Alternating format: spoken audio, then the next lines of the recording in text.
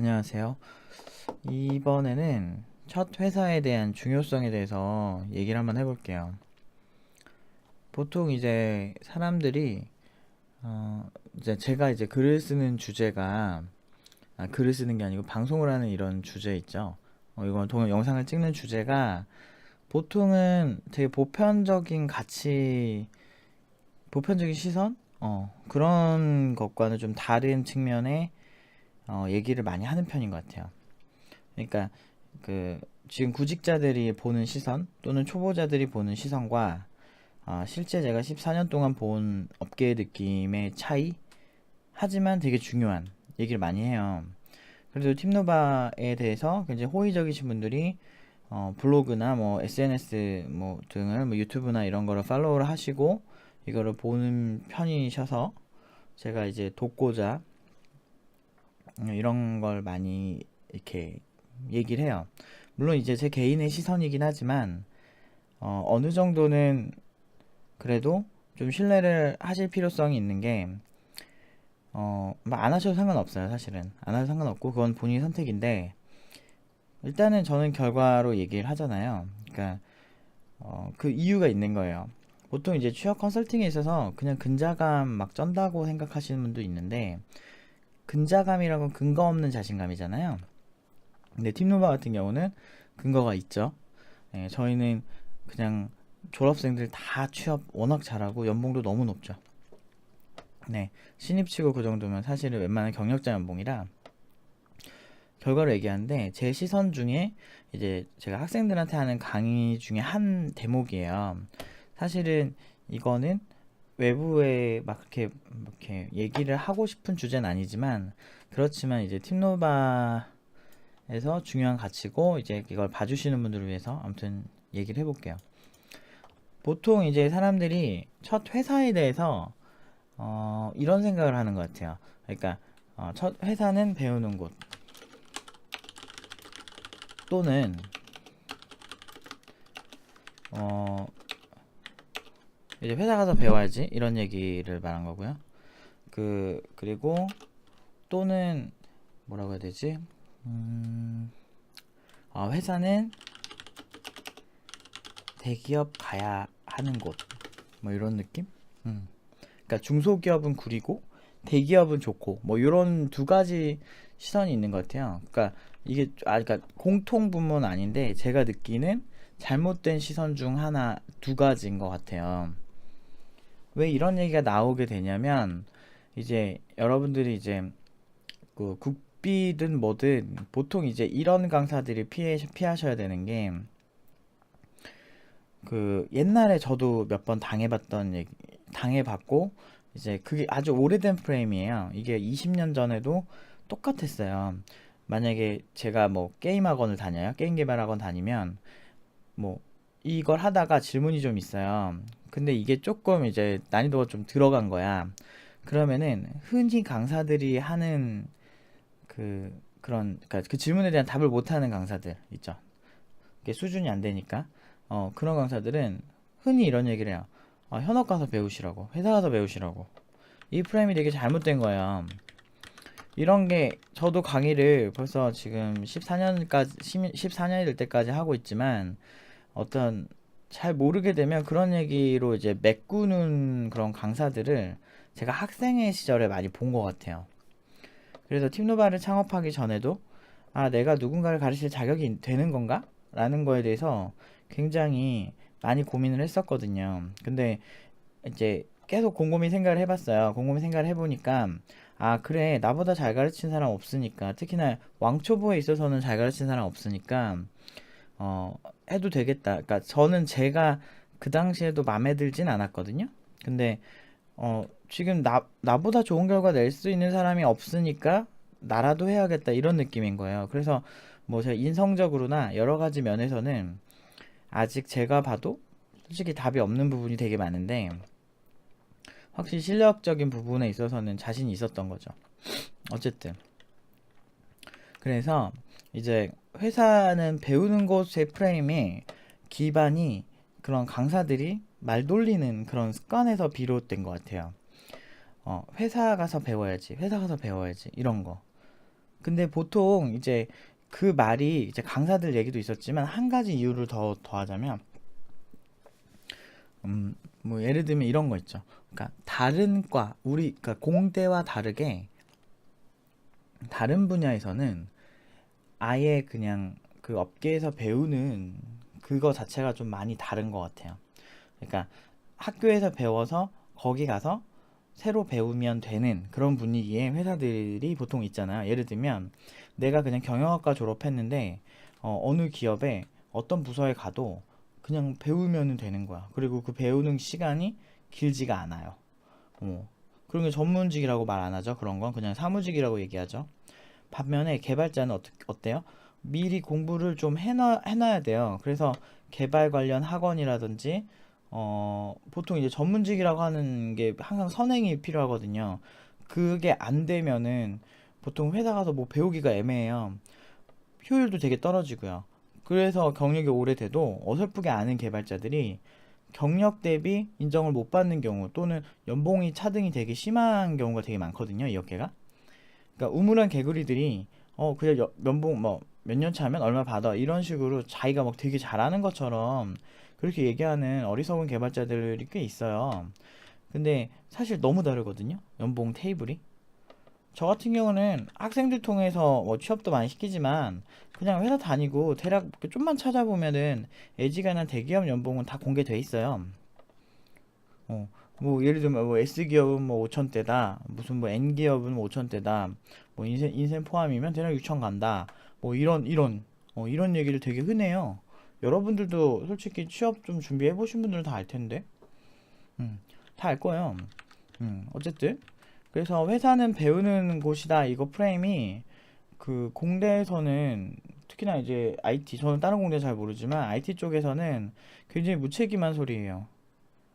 근데 왜 이런 얘기가 타당하게 들리냐면 제가 20살 때 이제 회사 딱 가던 그러니까 회사가 아니라 학교 가던 때는 그 공대가 그렇게 세지가 않았어요. 옛날에 IT 버블이 꺼지고 그 다음에 좀 약간 허무주의 이럴 때 이게 그 시작이 된 거라 별로 안 좋았어요, 시장이. 그랬는데 그래서 제가 이제 그 학교를 뭐 그렇게 어렵지 않게 경쟁을 하지 않고 들어갔던 기억이 나는데 근데 문제는 왜 그랬냐라는 거죠. 그 당시에 필드 자체가 돈을 되게 많이 주는 분위기가 아니었어요. 물론 지금도 뭐 국비 나온 친구들 같은 경우는 굉장히 힘들어하는 거 알고 있는데 뭐 국비든 뭐든 그냥 준비 안 된 신입들이 받는 연봉이 워낙에 2,500에서 2,600 이하인 경우가 많아서 그건 되게 안타깝게 생각을 하는데 어쨌든 근데 그 당시에 사무직들이랑 비교해서 별로 차이가 안 나는 거예요. 돈이 뭐 받는 월급이 임금이. 그래서 사실은 굳이 선행 공부를 빡세게 해야 되는 공대를 갈 이유가 없었던 거죠. 그 당시에는 그런 분위기가 되게 많았던 것 같아요. 그래서 공대생들이 많이 억울해하고 그리고 아직도 개발자는 막 3D 직종 이미지 있잖아요. 뭐 최근에 뭐 IT 뭐 개발자 주 52시간 근무제 뭐 이런 얘기 막 나오던데 중소기업은 뭐 뭐지? 아무튼 뭐 그런 뭐 법안이 이제 통과했나? 거기까지는 제가 모르겠네요. 아무튼 그 정도로 이제 3D 이미지가 있는 거죠. 그래서 저 처음 만난 사람은 밑도 끝도 없이 처음 보자마자 저 개발자예요. 그러면은 뭐랬는지 알아요? 힘드시겠어요. 이렇게 인사를 해요. 날 뭘 안다고. 나에 대해서 좆도 모르면서 꼭 그런다? 내가 힘든지 안 힘든지 어떻게 알아.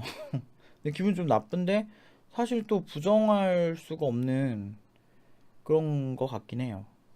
어쨌든 그래서 회사는 배우는 곳에라는 프레임은 조금 그런 이제 임금적인 부분 뭐 여러 가지 부분에서 아직 해결이 안 됐구나. 그래서 아무튼 임금 차별이 별로 안 돼서 별로 차이가 안 나서 이제 그 사무직들은 을에 그냥 가서 이제 배운다라는 느낌이 되게 많잖아요. 근데 그거에 비해서 그런 프레임이 더 씌워진 것 같아요. 그것보다 임금이 낮으니까. 요 정도 받으면 요 정도 난이도겠지라고 하는 의뢰하는 생각? 그런 게 있지 않았을까? 이런 복합적인 게 있지 않았을까 싶어요. 그래서 그 임금 대비는 사실 고단하죠. 제가 생각해도 20대 한 초반? 20대 한 이 초반에서 중반 사이에 여러분들이 이제 취직을 하시면 좀 회사에서 배워야 한다는 그런 생각을 의뢰하는 것 같아요. 나이 상관없이 그냥 신입은 다 그런 생각을 하는데 일단 그게 좀 잘못됐어요. 특히나 공대에 있어선. 그러니까 의사들도 따지고 보면 10년 정도 공부를 평균적으로 한다고 하더라고요. 그런 것도 다 선행이잖아요. 그때까지는 돈도 많이 못 벌고 고생 많이 하잖아요. 예전에 예비군을 갔다 오는데 같이 예비군을 했던 분이 그냥 딴 데 가도 되는데 그 하루 그냥 왔다 갔다 하는 예비군 있거든요. 그거 갔는데 의사였더라고요, 한 사람이. 근데 이제 지금 레지인가 봐요. 그래가지고 막 잠도 못 자고 택시 타고 오면서 좀 둘이 얘기를 많이 했었는데 그 잠도 못 자고 그래 되게 힘들다 이런 얘기를 하시더라고요. 그냥 집에서 쉬기 바쁘다. 그런 얘기 하는데 되게 지쳐 보이긴 하더라고요, 그분이. 예비군도 겨우 세 번 밀어서 겨우 왔다 그러더라고요. 너무 바빠가지고. 아무튼 그래서 일단은 회사는 배우는 곳이라는 프레임은 좀 위험하다. 그래서 첫 회사에 대한 이해도를 이미 약간 그 전에 사전에 학습을 하고 가시면 아는 게 좀 더 있기 때문에 좀 플러스 알파가 좀 있어요. 뭐 믿거나 말거나 이건 제 의견이니까. 이것도 뭐 팀노바 홍보 같아 보이실 수 있겠으나 팀노바를 떠나서 그냥 어떤 교육기관을 가시던 좀 그런 마음을 좀 가지고 계셨으면 좋겠어요. 그러니까 회사 가서 내가 배우려고 해도 내가 스킬이 있으면 정말 이 습득력이 장난 아니에요. 차이가 엄청 커요. 그래서 IT 업계가 조금 찾아보시면 경력이 의미 없다라는 그런 글들도 좀 있을 거예요. 근데 저도 그 동의를 하는 편이고, 저도 그렇게 경력이 중요하다 생각 안 해요. 왜 그러냐면, 팀노바 파트장들 이제 처음에 올 때 지금 기초 연봉, 그러니까 기초가 아니고 처음 연봉이 초봉이 3,500 시작이거든요, 저희가. 근데 그럼 3,500이면 소위 이제 커뮤니티를 좀 돌아보시면 알겠지만 중소기업 기준으로는 2, 3년 차도 뽑을 수 있거든요. 근데 문제는 그런 사람 안 뽑고 그냥 학생 뽑거든요. 우리 그 직접 수료한 수료자들. 지금 티노바에 있는 파트장들 다 직접 여기 티노바 커리큘럼 수료한 파트장들이에요. 기계인간 팀장이랑 저랑만 빼고는 나머지는 다 여기서 배운 친구들. 그런 친구들이 이제 뽑은 거죠. 그래서 일기 친구들을 많이 뽑았는데, 그 친구들 왜 뽑았겠어요? 연봉 3,500으로 2년 3년차 뽑으면 되잖아. 근데 잘하니까 뽑은 거예요. 그냥 있잖아요. 한 분야에서 10년 이상 있으면요, 약간 기름기가 좀 빠진다 그래야 되나? 그러니까 대략 보여요. 이렇게 내가 만약 2, 3년 차를 그 돈 주고 뽑는 게 나을까? 아니면은 팀누바 팀원들을 뽑는 게 나을까라고 이렇게 저울질을 하는 거죠. 근데 저울질을 아무리 해봐도 여기 수료자들이 더 잘하는 거예요. 코드도 잘 맞고 여러모로 장점이 있으니까 뽑죠. 저 굉장히 자본주의적인 사람이에요. 그런 어떤 뭐 인정, 내가 너를 믿고 막 이런 것보다 일단은 실력이 중요하다라고 생각을 하는 편인데 확실히 그런 게 낫죠. 그런데 이 친구들 와서 여기 와서 배우는 거는 거의 강의하는 법, 어떤 학생에 대한 이해, 학생의 유형을 나누는 법, 그리고 커리큘럼에 대한 이해, 뭐 이런 거 때문에 저희가 신입 파트장이 오면 한 6개월 정도 트레이닝을 하거든요, 보통. 그렇게 섬세하게 옆에서 감독관이 붙어서 이제 하고 잘못된 경우에 감독관이 다시 수업하고 이런 시스템을 하는데 지금은 다 숙련된 이미 그 단계를 뛰어넘은 파트장들만 있어서 전혀 상관은 없지만 아니 그 정도로 되게 섬세하게 하거든요. 그럼 이 친구들도 여기서 배운 게 뭘까 생각을 해보면 없어요. 제가 뭐 배우라고 한 적도 없고 프로면 프로답게 배우려 하지 말라고 하거든요. 근데 진짜 그러더라고요. 그냥 각자 자기가 그냥 프로서 하는 거예요, 일은. 그러면은 실력이 느는 거 어떻게 표현을 해야 되냐? 그건 그냥 실력이 느는 거예요. 배우는 거를 어떤 회사에서 배운다는 표현을 쓸 때 저는 기분이 되게 나쁘더라고요. 왜 그런 의견을 쓰는지는 아는데, 경험하고 습득한다? 뭐 그냥 이런 표현이 차라리 낫지 않을까? 배운다라는 표현이 주는 뉘앙스가 초심자가 조금 부족한 걸 이렇게 더 한다 막 이런 느낌의 배움은 아니었으면 좋겠어요. 그런 게 아니고 경험을 하고 많이 이렇게 일을 하다 보니까 배워지더라 이런 거. 내 스스로 배웠다. 요런 식의 프레임이 더 프로페셔널에 어울리지 않을까 저는 개인적으로 생각을 해보네요. 어쨌든 그래서 요런 프레임 좀 위험하고 회사는 대기업을 가야 한다. 큰 규모의 회사가 좋고 작은 규모의 회사가 좋지 않다. 라는 생각을 하는 경우가 많은 것 같아요. 근데 그것도 전형적으로 어떤 굉장히 자본주의적 사고로 봤을 때 많이 주는 곳. 뭐를 많이 줘? 돈을 많이 주는 곳. 이 프레임이 성립이 된 것 같아요. 1980년대만 해도 임금이 그렇게 소득 격차가 많이 안 났대요. 그러니까 뭐 대기업이나 중소기업이 그 정도로 소득 격차가 많이 안 났는데 거의 나봤자 10% 20% 내외. 근데 지금은 페이 차이가 진짜 크잖아요. 뭐 소위 이제 좀 잘 나가는 스타트업이다, 좀 유명하다, 뭐 이런 기업에서 보통 주는 연봉이 초봉이 4천 이상이더라고요. 좀 알아보니까 여러분들이 막 좋아하는 소셜 커머스 C기업, 뭐 C기업, 뭐 S기업, 뭐 다 4천에서 5천 사이 주던데. 근데 의외로 또 안 그런 대기업도 많아요. 여기 되게 많이 줄 줄 알았는데 2,800 주는 데도 있었어. 음. 근데 이제 여러분들이 손 꼽는 게 뭐야? 항상 제일 괜찮은 데를 손 꼽죠. 음. 뭔가 부러워하려면 제일 좋은 데를 부러워해야 될 거 아니야. 그러니까 보통은 이제 많이 언급되는 게 N기업, 무슨 뭐 G기업, 뭐 아우 이게 동영상이랑 어디 이렇게 말할 수는 없겠다. 근데 좀만 다 아는 데 있잖아. 흔한데. 뭐 K기업 뭐 이런 데 연봉 보통 4천 시작, 진짜 괜찮은 데가 4천 이상 시작이더라고요. 근데 이제 4천 이상이라고 주는 곳에 여러분들이 일단 조건을 아셔야 되는 게, 일단은 인서울 전공자여야 될 확률이 굉장히 높아요. 아무리 요새 기름이 빠졌다고 해도,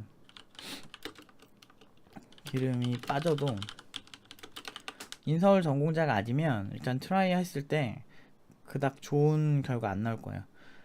그러니까 최소한 전공자, 인서울까지는 아니더라도 무조건 전공자를 선호해요. 그건 거의 90% 그래요. 근데 저는 개인적으로 대기업을 진짜 가야 한다라고 하면 신입으로 가는 거 정말 반대거든요. 왜 반대하는지 아세요? 제가 지금 이 영상으로 어느 기업이 어디서 뭘 한 영상을 보고 비판할 수는 없어요. 근데 그런 거 있잖아. 어떤 기업이 카드 섹션하고 어떤 기업은 뭐 뭐지? 뭐 기합 주면서 오늘 신입으로 들어갔는데 기합을 막 주면서 당신이 뭐 우리 회사에 대해서 막 충성을 하게 하는 막 그런 영상, 막 땀 한 방울 막 흘리고 막 기합 주고 막 이런 OT 있잖아요. 오리엔테이션?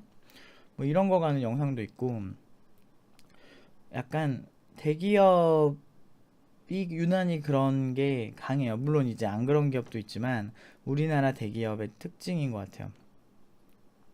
그럼 소프트웨어 쪽은 안 그러냐? 소프트웨어는 좀 다르지 않겠냐라고 해도 똑같이 그 시스템은 똑같이 가더라고요. 뭐 이렇게 연수를 가는 건 똑같고, 그런 거 있잖아요. 뭐 회사 입사를 했어. 나 1년에서 한 2년 정도 사이에는 그렇게 막 헤비한 일들이 주어지진 않는데요. 그러니까 약간 사이클이 좀 느리다고 해야 되나? 그리고 첫 한 달 같은 경우는 그 뭐지? OT인가 그걸 가잖아요. 거기서 이제 훈련을 받는 거죠. 동기들이랑. 이런 단체 생활 뭐 이런 거를 되게 중요하게 생각하는 회사가 많은 것 같아요. 뭐 안 그런 회사도 있는데 보통은 이제 신입으로 들어가면 그 회사화하는 훈련을 받는 경우가 많습니다. 예. 어쨌든 그걸 떠나서 일단 여러분들이 들어갈 수만 있으면 돈 많이 주니까 좋잖아. 근데 조직이 크면 보통 이제 좋은 일과 안 좋은 일이 크게 나뉘어요.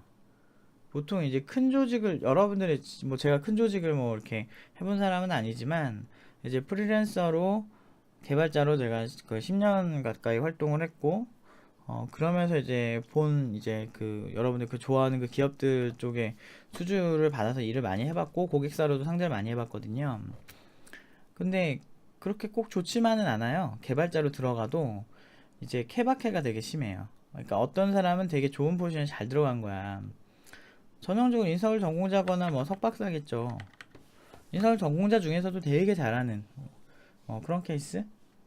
예전에 팀노바에 다니던 분도 응용 1단계 정도 끝날 정도의 이제 실력이 되는 분인데 알고리즘 같은 거를 워낙에 관심이 많아서 그런 거를 예전부터 그냥 대회도 많이 나갔었어요. 그러다가 이제 뭐 L기업, 뭐 S기업에서 나오는 그 대회에서 되게 높은 랭크가 된 거죠. 한 10위권 아니었던 것 같기도 하고, 20위권 아닌가?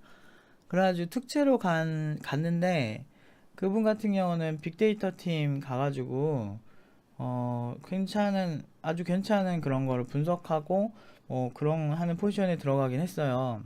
그런 케이스, 그러니까 그 회사에서 여는 대회에서 실력으로 인정을 받는 케이스가 아니면은, 보통은 처음부터 좋은 포지션 잘 안 주죠. 보통은 팀마다 자기 수요에 따라서 그냥 사람 뽑는 건데 그 팀이 모두 좋을 수가 없죠. 그러니까 이제 조직이 크면 아무래도 허드렛 일 할 것도 더 많아지지 않을까요? 그래서 좀 되게 애매한 포지션 들어가서 경력은 계속 느는데 그거 대비 남는 게 없는 거야. 그러니까 소위 이제 여러분들이 알아야 되는 게 연속성이라는 생각을 가지셔야 되거든요. 이 회사에 뼈를 묻고 이런 프레임은 우리 아버지 때야. 되게 옛날 프레임이라고. 이 회사에 가족 같은 회사 웃기고 있네, 진짜. 어휴, 그냥 족 같은 회사지. 그러니까 이게 말이 안 돼요. 그러니까 지금은 그런 생각 하시면 절대 안 되잖아요. 뭐 다 알고 있을 거예요. 근데 그래서 제가 지금 이 얘기를 하는 거예요. 여러분들이 이제 생존의 문제, 생존. 처음에 대기업 가서 진짜 좋은 포지션을 여러분들 가지지 못한다면 제가 옛날에 이런 글들 되게 많이 썼었어요. 대기업 개발자의 딜레마 이런 글들. 그러면은 그 글에 정말 많은 대기업 개발자분들이 제가 그런 사례라고 얘기를 하더라고요. 어떤 사례냐면 대기업에 들어갔는데 개발자로 취직을 했고 나는 개발에 대한 꿈이 있고 여기서 이런 큰 기업에서 내 꿈을 펼치리라 이러면서 갔는데 갔더니 개발을 안 시켜. 개발 관리를 시키는 거야. 그러니까 왜 개발 관리 시키냐면 삼성 같은 기업이나 어떤 뭐 LG 같은 기업이나 어떤 여러 기업들 있잖아요. 큰 기업들. 이런 큰 기업들은 모든 라인을 자체적으로 이렇게 하지 않아요. 그 어떤 예를 들면 보안 회사 제품을 사요. 계약을 해요.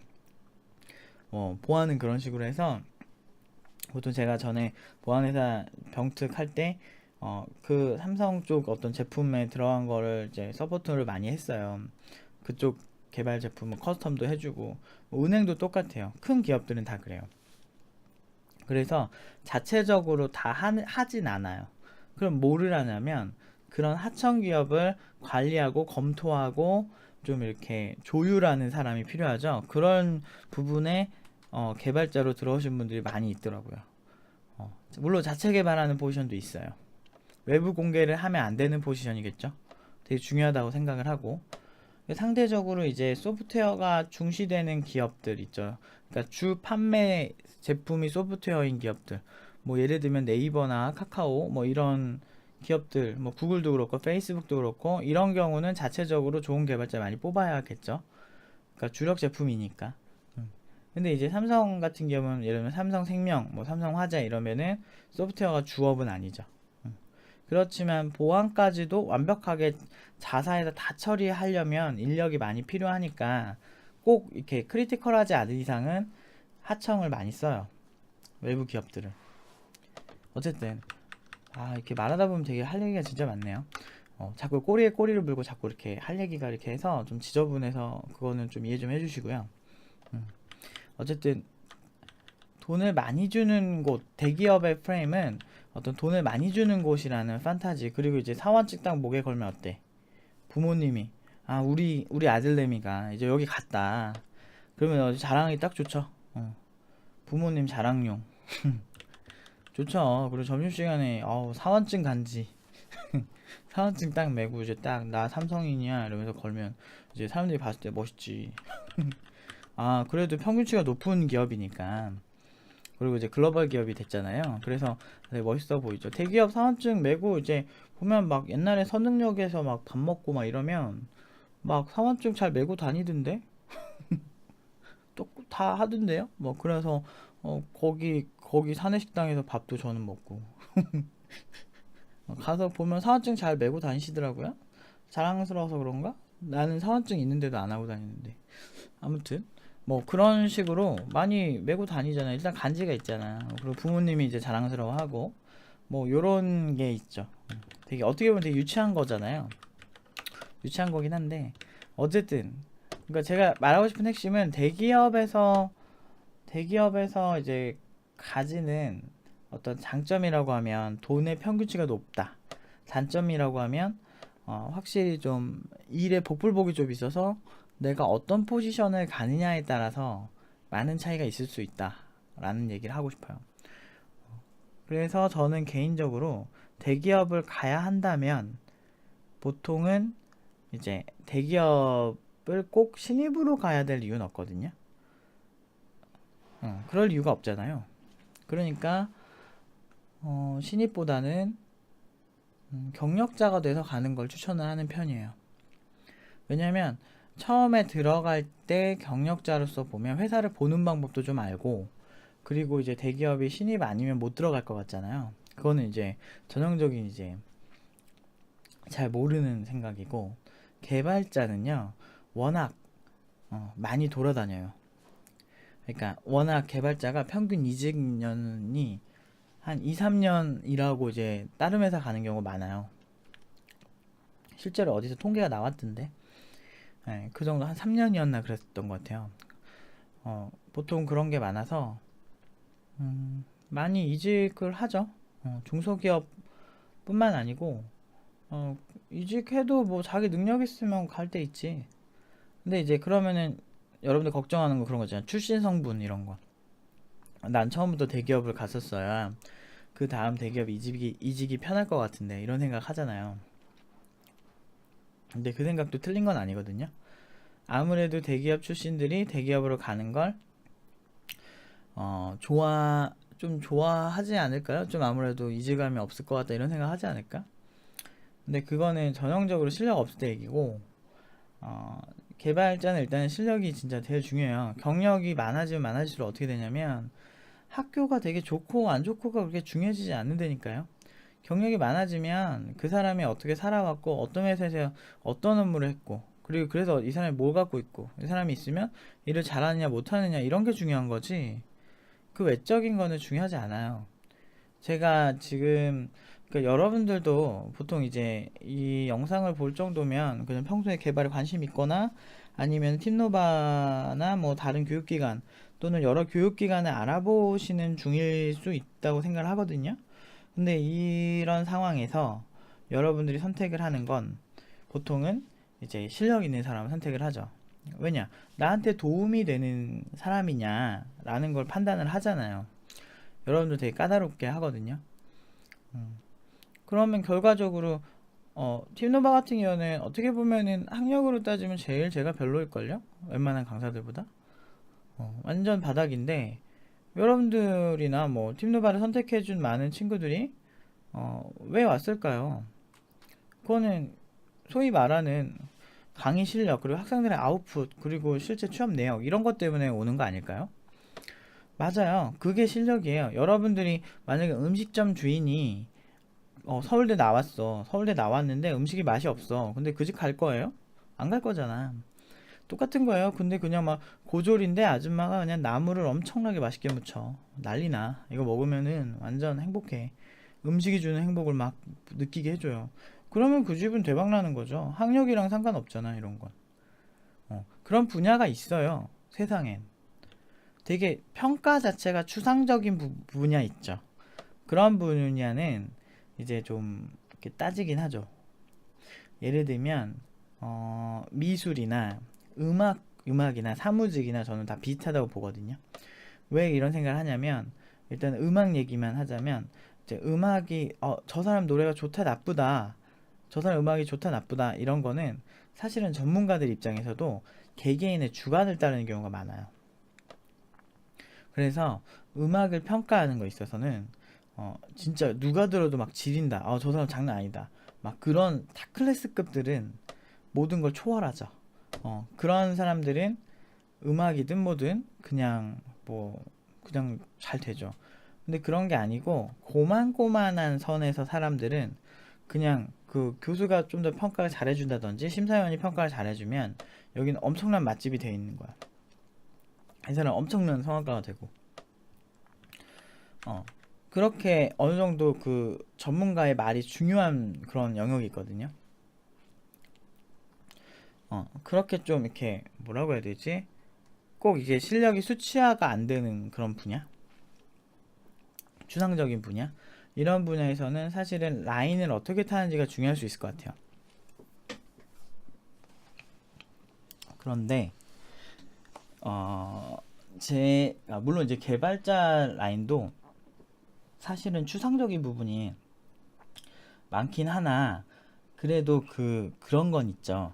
예를 들면 뭐 노래 같은 경우는 한 곡을 내가 드립 때 연습을 하면 그 노래 자체는 되게 잘할 수 있거든요. 그리고 이제 뭐 음악이란 게 어떤 곡을 부를지 모르기 때문에 항상 뭐 노래들을 다 이렇게 다 외우고 있진 않잖아요. 그때그때 공연 있을 때 이렇게 하는 느낌이잖아.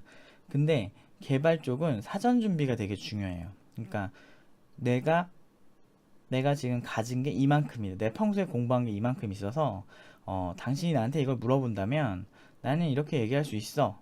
난 그거 아예 관심이 있어 없어. 정도 같은 게 되게 낱낱이 드러나는 분야예요. 그러니까 면접관이 수준이 되게 높잖아요. 그러면은 그 친구가 어떤 얘기를 하든 미리 더 많이 알고 있어서 보통은 그 친구의 그 실력이 대략 어느 정도까지 공부인지 가늠이 잘 되는 분야라고 해야 되나? 좀 더 섬세하게 할 수 있어요. 예를 들면 뭐 그런 거 있잖아요. 자바 뭐 JVM에 대해서 설명을 하라. 아니면 힙과 뭐 스택의 차이를 뭐 얘기해봐라. 뭐 이런 것들 이런 질문들이 막 나오면 그 질문에 대해서 전혀 공부해 본 흔적이 없는 친구면은 아무 말도 못 하는 거예요. 잘 모르겠어요.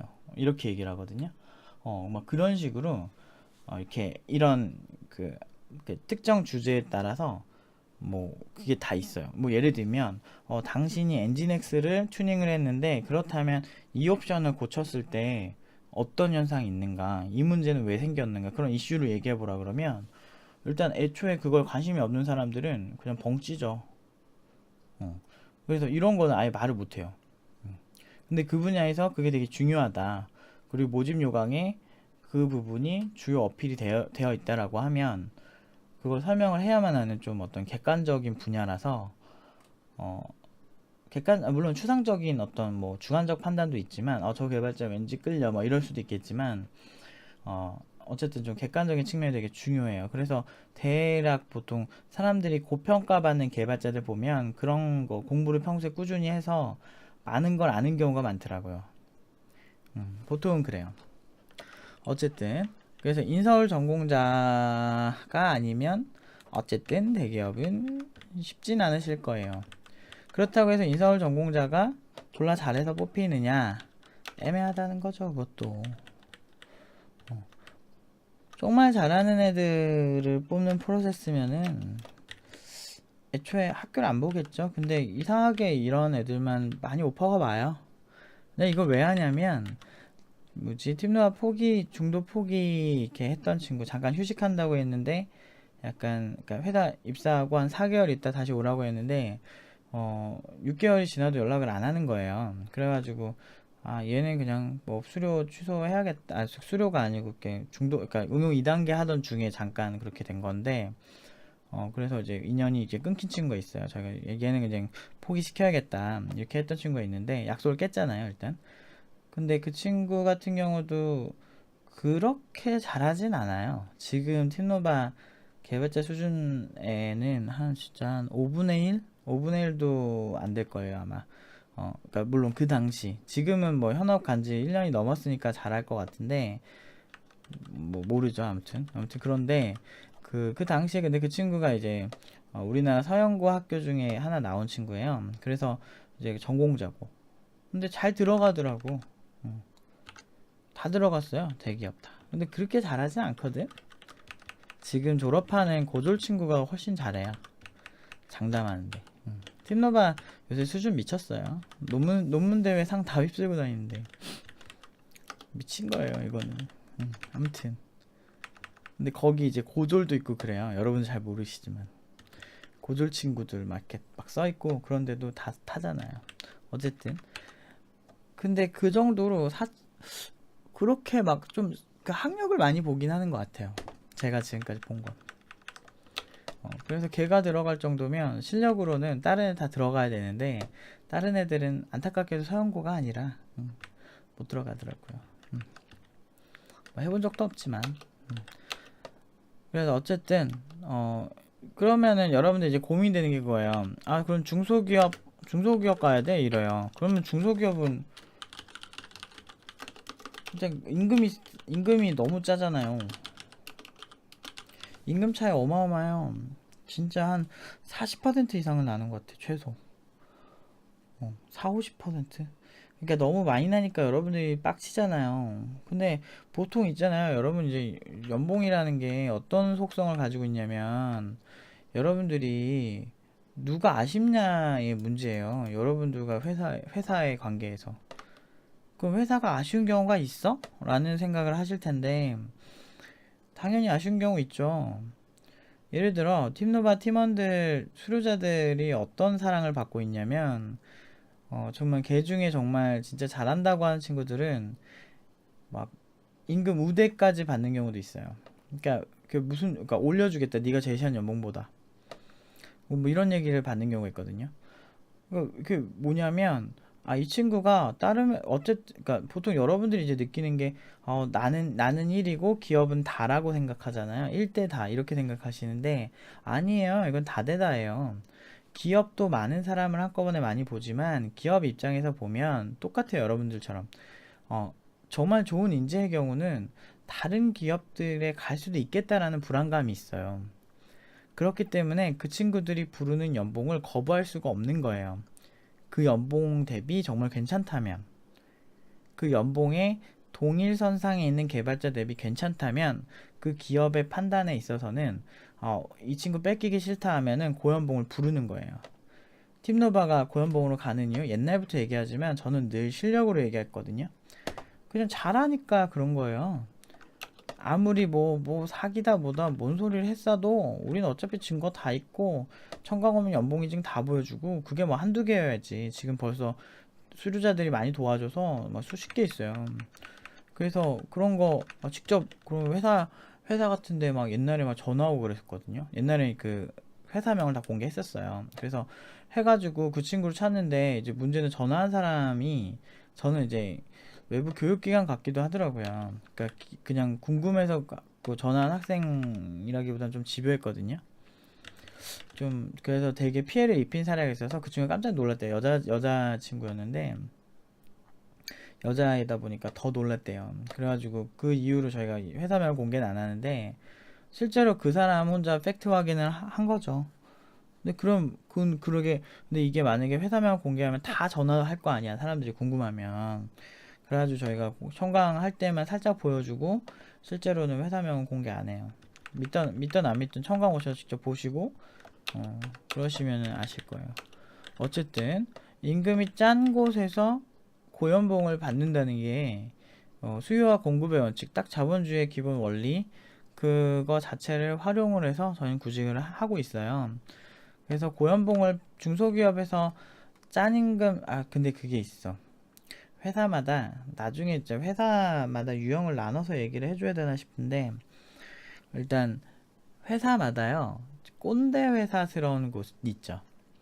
꼰대 회사의 입장에선요 이게 지금 팀노바 그 신입 그 수료 팀원들이 까이는 비슷한 어떤 까이는 이유와 되게 비슷한데 그러니까 일단은 그거야. 신입이 감히 연봉이 3천대 중반이라고 미쳤어? 뭐 이런 생각 많이 하거든요.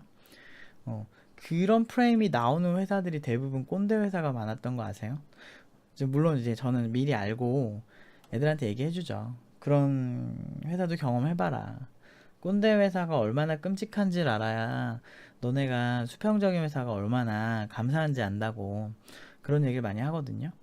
그래서 실제로 수업할 때 이런 얘기 하면은 다들 그냥 에이 설마 이렇게 의아해해요. 근데 막상 이제 구직하면서 꼰대 회사들 경험하면서 어떤 애들은 많이 울기도 하고 힘들다고 저한테 전화로 하면서 울기도 하고, 어떤 친구들은 멘붕되고 뭐 어떻게 그런 기업이 있지 이런 생각을 하는 친구도 많고, 어떤 친구들 그 와중에 정말 좋은 기업들 보면서 정말 정말 너무 좋다, 저분이랑 일하면 너무 좋겠다, 대부분 면접관은 같이 일할 동료 개발자기도 하니까 뭐 그런 희노애락이 이제 굳이 컨설팅을 하다 보면 있죠. 어쨌든 꼰대 회사가 아닌 경우에 좀 고연봉이 더 많아요. 되게 웃기죠. 근데 문제는 뭔지 아세요? 꼰대 회사가 아닌 회사가 여러분들만 원할까요?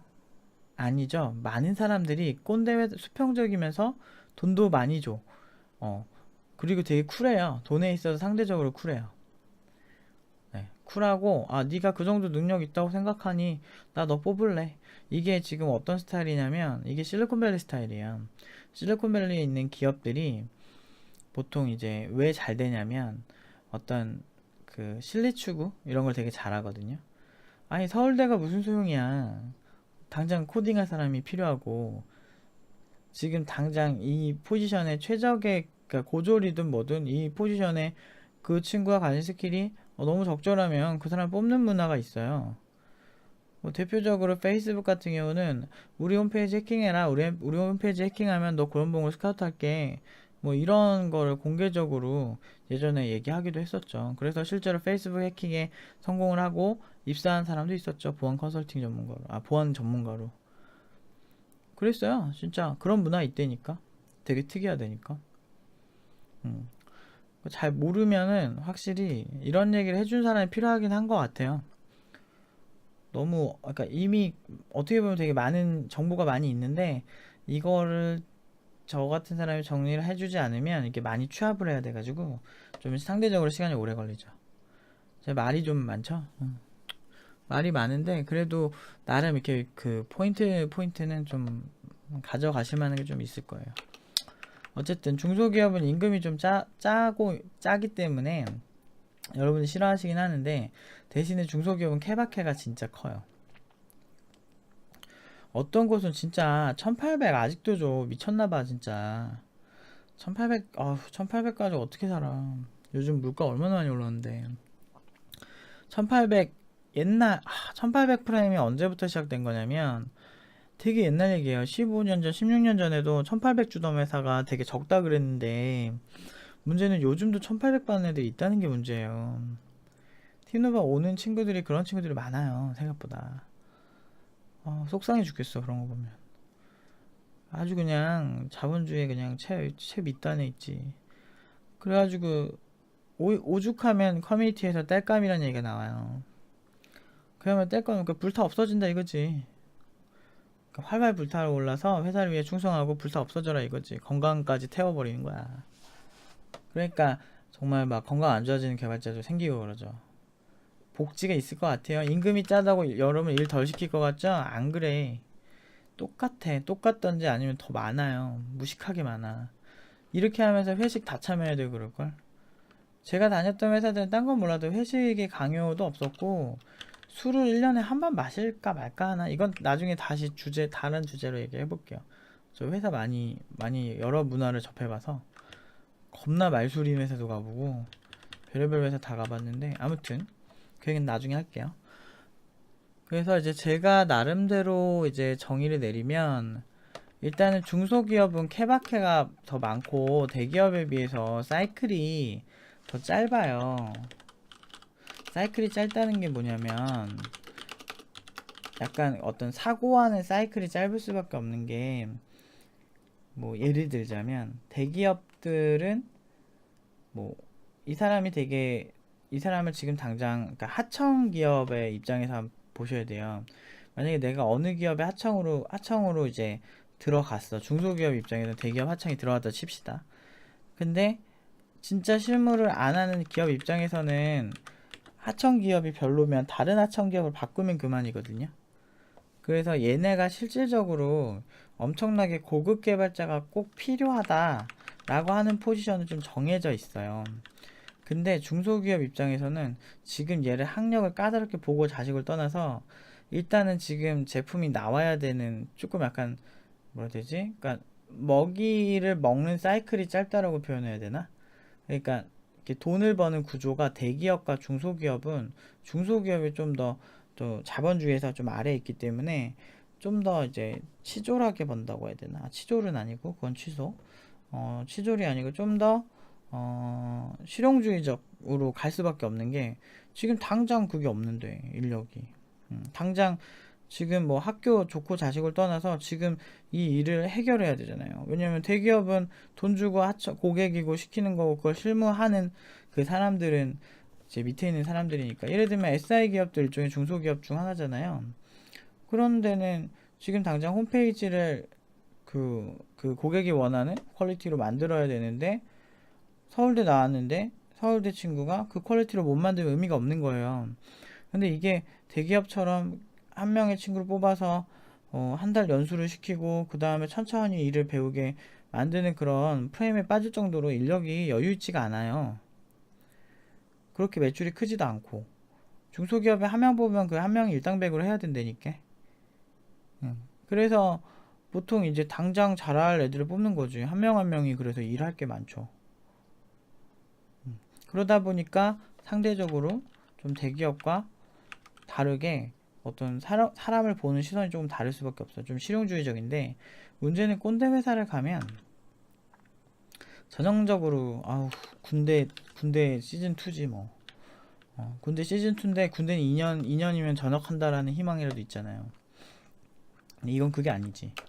전역이 없어. 전역은 내가 선택할 수 있어. 퇴사를 할 수 있으나 그 다음부터는 이제 돈 못 버는 거지 뭐. 먹고 살기 힘들어지는 거지. 아무튼 답이 없어요. 그래서 이제 제 생각은 중소기업의 가장 좋은 조건으로 하는 게 정말 좋아요. 일단은 중소기업이나 작은 스타트업이 다 좋지 않아요. 스타트업인데 꼰대 기업도 있어요. 그건 진짜 피하셔야 되고 제일 최악. 근데 거기에 좋은 조건으로 가시는 게 되게 좋고 그 중에 제가 생각하는 소프트웨어 업체 중에 정말 상위 10%나 20% 내외 회사가 뭐냐면 문화가 되게 좋은 젊은 기업들이 있어요. 수평적이고 뭐 그런 거 있잖아요. 옛날에 지금은 잘 모르겠는데 예전에 어떤 기업은 뭐 홍길동님, 뭐 길동님 뭐 이런 식으로 뭐 임꺽정님 뭐 이런 식으로 이렇게 그 문화 자체가 되게 수평적이라 직급 자체가 있어도 과장님 뭐 누구누구 씨 뭐 이런 것보단 그 직급보다는 누구누구님 누구누구님 이렇게 말하는 문화가 더 많이 발달된 데가 있대요. 근데 그게 그런 호칭부터 이제 수평적인 거야. 그런 기업들은 사실 괜찮죠.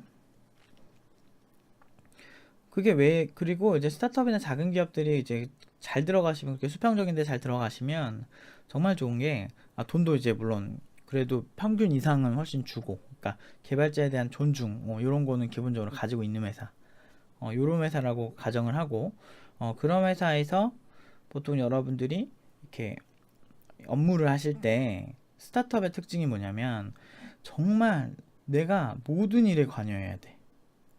정말 내가 뭘 할지 모르는 거야.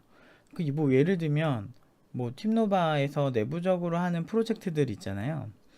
뭐 포피스 프로젝트만 보더라도 뭐 용남 파트장이 가끔 이렇게 디자인 같은 거 원래 디자인을 하던 그러니까 그 임금을 주고 디자인을 했었는데 거기서 이제 UI가 바뀔 때가 있으니까 매번 하기가 좀 속도가 좀 안 나니까 힘든 거예요. 스타트업은 속도가 생명이니까. 그래서 그 프로젝트에서 디자인을 그냥 용남 파창 해버리더라고. 뭐 그런 거. 뭐 팀노바에서 뭐 대표라고 저는 막 대표 강사라고 해서 뒷걸음치고 막 이런 것도 아니고 홈페이지 같은 거 제가 수정할 때도 되게 많고 뭐 마케팅 업무도 제가 하고 있고 뭐 이것저것 다 하죠 제가 뭐 강의도 하고 다 해야지 뭐 근데 다 그래요 우리 왜냐면 기업 자체가 작다 보니까 이게 완벽하게 분리가 안 돼요. 뭐 총무팀, 무슨 팀, 무슨 팀, 무슨 팀 해가지고 이렇게 큰 기업처럼 할 수가 없어요. 근데 이게 되게 어떻게 보면 안 좋아 보이죠? 선택과 집중이라고 해서 내가 개발자면 개발만 빡 하고 막 이런 게 좋아 보이잖아요. 근데 이제 회사에서 여러분이 소위 말하는 주인의식 이런 거 있죠. 내가 이 회사에서 필요한 존재다. 이런 게 좀 증명되는 게 좋아요. 왜냐면 1년에 굉장히 많은 시간을 회사에서 일을 하게 되기 때문에 그 안에서 나의 존재 가치가 되게 중요해지거든요. 결국에 자존감의 한 부분으로 그거 들어갈 수밖에 없어요. 인간이란 게 그렇게 설계가 돼 있어요. 내가 가장 많이 몸을 담고 있는 필드에 예민해질 수밖에 없거든요. 근데 우리가 보통은 이제 하루에 8시간 이상을 한 기업에 이제 거의 목매여 있고 주 5일 정도 있기 때문에 굉장히 많은 시간을 할애할 수밖에 없는 것 같아요. 그러다 보니까 예민해지죠. 어쨌든 그런 상황에서 내가 이 회사에 미칠 수 있는 영향이 대기업에 비해서 너무 큰 거야. 뭐 예를 들면 우리가 내부에서 교육법이나 커리큘럼이나 아니면은 어떤 특정 친구에 대한 이슈에 대해서 서로 투표를 많이 해요. 이 친구가 이런 행동을 했는데 이런 거에 대해 어떻게 생각을 하냐, 이런 친구로 추가 코칭을 할 때 어떤 관찰이 필요할까라고 서로 많이 이렇게 여러 이 친구에 대해서 얘기를 할 때가 있거든요. 이 친구는 어때? 뭐 이런 얘기도 하고. 근데 그 회의를 할 때 전 직원, 우리가 해봤자 몇 명 안 되니까 전 파트장이 다, 강사랑 뭐 팀장들이랑 파트장이 다 모여서 이제 회의를 하는데 그 파트장 한마디 한마디가 되게 소중한 거예요. 그러니까 이게 이제 들어온 지 얼마 안 된 친구인데도 그 친구한테, 그러니까 회사에 되게 큰 부분을 영향을 미칠 수가 있는 거. 이런 그런 거가 실제로 반영이 되고 제품화돼서 나가고 실제 뭐 강사 컨설팅으로도 가고 커리큘럼이 그 친구로 인해서 바뀌고, 즉 신입이 왔는데 회사를 굉장히 많은 부분에 영향을 미칠 수 있는 거야. 뭐 이런 게 사실은 별거 아닌 것 같아도 그 영화 감독이 단편 영화를 찍는 거 있죠. 단편 영화를 찍는 영화 감독. 어, 단편 영화부터 처음부터 끝까지 단편을 다 찍어본 감독이 나중에 블록버스터도 찍는 거라고 보거든요. 똑같아요. 아주 작은 그 집단에서 모든 돌아가는 거를 굉장히 가까이서 지켜볼 수 있는 게 스타트업이나 작은 기업의 장점이에요. 임금 수준이나 복지 수준이나 문화 수준 같은 게 잘 맞는다면 저는 작은 기업에서 시작을 하는 게 좋다라는 거죠. 그렇다고 해서 대기업을 경력자 돼서 못 가냐? 절대 그렇지 않아요. 여러분들이 그냥 잘만 하면 개발 업계는 그런 거 상관없으니까 대기업 가는 사례 많아요. 경력자로. 걱정하지 마세요. 보통 그래서 중소기업에서 하시는데 문제는 이런 얘기를 하면 정말 이제 위험한 게 중소기업에 안 좋은 조건으로 가는 친구도 있어요. 그러면 안 돼요. 중소기업, 그러니까 중소기업에 좋은 조건을 가셔야 돼요. 왜냐면 진짜 이런 정말 수평적인 회사는요, 임금이 낮은 경우가 어, 별로 없어요. 근데 만약에 진짜 그건 수평이라고 말하기가 힘들어요. 인간의 존엄성에 대해서 좀 중요도가 낮은 회사라고 보이거든요. 제가 보기엔. 그러니까 물가, 아니 뭐 이것저것 뭐 돈 없으면 사실은, 돈 없으면 뭐 지분이라도 주던지 뭐 이렇게 해가지고 대표가 그 개발자들을 존중하는 그런 문화가 있는 회사를 가셔야지. 근데 보통 만약에 투자금을 충분히 받았음에도 불구하고 돈을 깎기부터 시작하는 건, 그런 대표가 있는 곳은 별로 좋지 않아요. 정말 피하셔야 될 것이고, 그리고 너무 당당하게 한 2,600인가? 그거를 초봉으로 우린 준다. 너가 마음에는 든다. 근데 우리 연봉 테이블이 이렇다. 뭐 이러면 당당하게 뭐 얘기하는 회사들 안 좋으니까 피하세요. 나중에 제가 피해야 되는 회사는 다시 한번 찍어서 한번 해볼게요. 이거 적어놔야겠다. 피하 피해야 하는 회사. 이거는 제가 한번 해볼게요. 어쨌든 이걸로 뭐 하나하나가 아주 그냥 다 주제네. 아무튼 뭐 팀노바 블로그를 자주 와주시니까 그리고 제가 좀 어떻게 보면 개발업계에서는 약간 아웃사이더? 일반적으로 하는 그런 개발자의 느낌이 아니에요. 저는 제가 살아온 방식을 그냥 알려드리는 거거든요. 그래서 저랑 비슷한 얘기를 하는 개발자도 있을지 모르겠는데 아무튼 제 스타일입니다, 이런 게. 그래서 좀 독특하게 보이실 수 있어요. 주변에서 개소리라고 많이 할걸요. 근데 뭐 저 이렇게 잘 살았으니까 상관없어요. 뭐 무슨 소리 해도. 아무튼 근데 그러면은 결론이 뭐냐? 내가 협상을 하려면 뭐가 있어야 돼? 실력이 있어야 됩니다. 실력. 그냥 팀노바 무슨 비결 있는 것처럼 생각하는 사람도 되게 많은데, 사기 아니면 비결이겠다 생각하시는 분들 많은데, 팀노바의 비결은 그냥 실력이에요. 먹힐 수밖에 없는 실력을 만들어 놓는 거예요. 그러니까 이 영상을 보시고 혼자 지금 공부하시거나 이런 분들이 약간 내가 실력을 쌓아야 되는 이유에 대해서 좀 더 좀 이렇게 힘을 더 보태준 게 되면 좋겠어요. 아, 힘드네. 뭐 이 얘기 듣고 뭐 공부하기가 싫어졌다 이러면 어쩔 수 없고. 근데 이제 여러분들이, 근데 이 업계는 진짜 실력이니까, 커뮤니티 같은 데서 이상한 글들 있잖아요. 허무주의. 그런 거 너무 신경 쓰지 마요. 제가 지금 제가 지금 고졸 애들을 몇 명 취업시켰는데 걔네들 연봉 3천 이하 없어요. 신입인데. 못해도 제가 고졸 애들 한 6명은 취업시킨 것 같아요. 6, 7명? 근데 단 한 명도 3천 이하로 간 애 없어요. 군복무로 군인인 경우는 있는데 걔는 1800에서 거의 2000대 후반으로 간 케이스라, 걔는 군인인데 그 정도면 대박이죠. 군복무 끝나면 걔 완전 연봉 팍 오를 거예요. 워낙 잘해서. 그 친구 빼고 3천 이하 없어요. 그게 뭐냐면 그만큼 IT 업계가 실력 안 본다는 거지. 아무튼 저는 뭐 이거는 그냥 제 가이드고, 이거는 실제로 팀노바 친구들 인서울 전공자인 경우도 좀 자기를 존중해주고 임금 수준도 잘 맞는 대기업 평균 연봉보다 비슷하거나 좀 높던데, 우리가 그 인서울 4년제 애들 보면 더 높아요. 엄청 높아요, 우리가. 그 전공자 애들, 걔네들 만족도 높던데. 되게 잘해요. 일도 막 좀 일이 난이도가 좀 높아서 그렇지, 연봉이 높으니까 당연히 일이 높지. 일이 좀 빡세죠. 근데 빡센 일에 실력 늘어. 안 그러면 실력 안 늘어요. 여러분들 게시판 만들기 하나 배우고 게시판 계속 만들면 10년 내내 게시판 장인 돼 있게. 그 외적인 거 하나도 모르고 뭐 인위적인 노력하면 될 것 같죠? 안 돼요.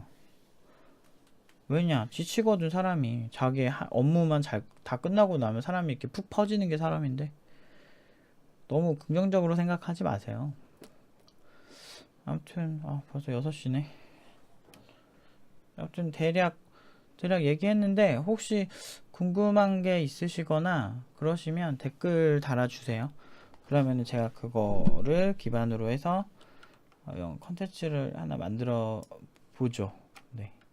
아무튼 여기까지 할게요.